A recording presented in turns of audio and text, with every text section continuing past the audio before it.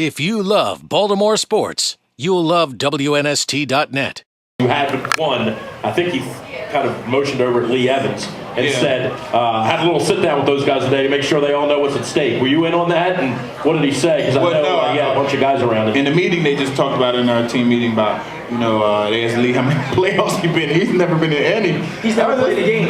In any playoffs, like his team. It's Buffalo, right? Yeah, but that's tough. Like to go 8 years and you've never been in the playoffs.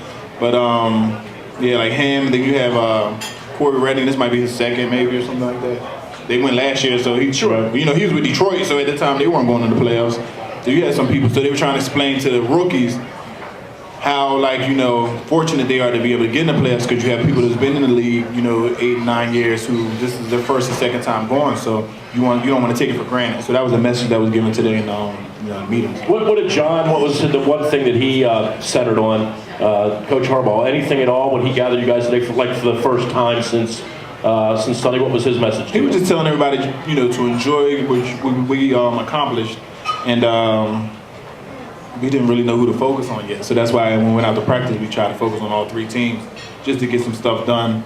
Watch a little bit of film, but we really can't do but so much. You'll be watching all the games this weekend, and are you a fan of the league, watching Monday Night Football every week and like all that? Depends on who's playing. Every time I talk to a football player about watching games on TV, they almost scoff at it, because you almost can't evaluate the game from the way the game's shot, because as a player you're always looking at end zone footage, and on Monday Night Football you can't see what's happening in the secondary. I just think from a football perspective it's hard for players to watch regular TV. Right? It is different when you're watching it. We're used to watching it one way, and then on television it's shown, so you miss a lot of stuff. And just being in film or watching film so much, sometimes you're like, I'll just check it out here and there. I'll just tune in and out. I watch the whole game. Tell me about Ben Grubbs. Obviously, he's been in and out of the lineup. When he's been in, when you guys have worked together, I don't think it's a coincidence that when he's played, with no disrespect to Andre, when he's played and the whole line's been healthy, that's when you guys have played your best football. Tell me about him and working with a new guy for you. How long does it take for the two of you to get into lockstep with one another? I feel like it didn't take that long for us, because I looked at it as if I'm the weakest link out of everybody, we'll be fine, because everybody's just been there. Ben's communication with me was really good. He knew the offense. He's been here for 5 years, so he knew the offense in and out, where it was my first time. So when you put me and Dre over there, who were both new, in week 3, and it was still learning terminology and everything, it was a little shaky, like, hey, Dre, I think you're wrong. You know what I mean? You're unsure. Yeah, you play a little slower because you're unsure, and Dre might call something, and I might try to correct them, and it could be off, and it'll just throw some things off. But when you got Ben in there who knows exactly what he's doing, I don't have to second guess anything that he's doing, because I know he knows what he's doing. Yeah, I hate to focus on that first Steeler game, but it was just such an ass kicking, and we enjoyed it so much, right? I mean, we enjoyed it so much. Everybody is smack talking now that they want Pittsburgh next week. They want Pittsburgh next week.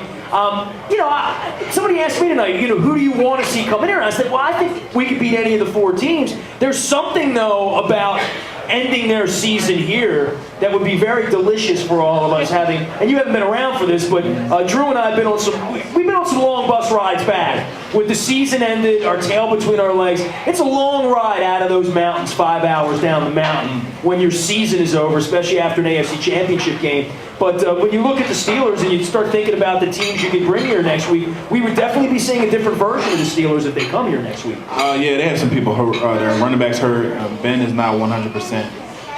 It definitely would be a different team. Plus, they still got to play this week, where we get to freshen up, and they got to travel here to us. So those type of things are in our favor right now. So, well, I'm all for it, man. Give it up for Brian McKinnie. We're up here at the mountain.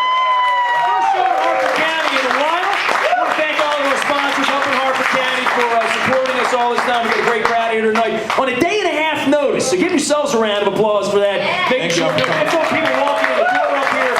Drew is here. I'm here. Glenn's here. I think Glenn's going to come up and headman the next segment, and we'll do some more with Brian McKinnie. We're raising money for the Living Classrooms Foundation, and that is why my face is so ugly with the foo. And don't forget that Pittsburgh comes next week. We all know how to spell foo, right? Exactly. We'll step back. We'll take a break. We'll come back. We're live in Harford County at the Mount with Brian McKinnie and more ahead right after this. If you love Baltimore sports, you'll love WNST.net.